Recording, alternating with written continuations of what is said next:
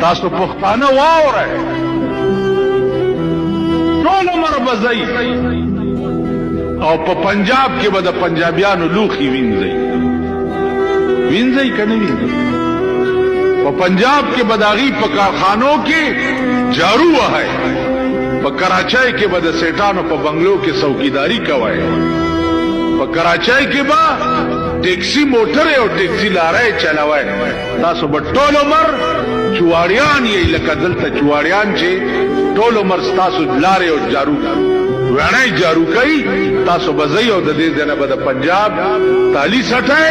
او د هغې لارې او کوڅې او غل متیازې به پاکوئ پښتون بچی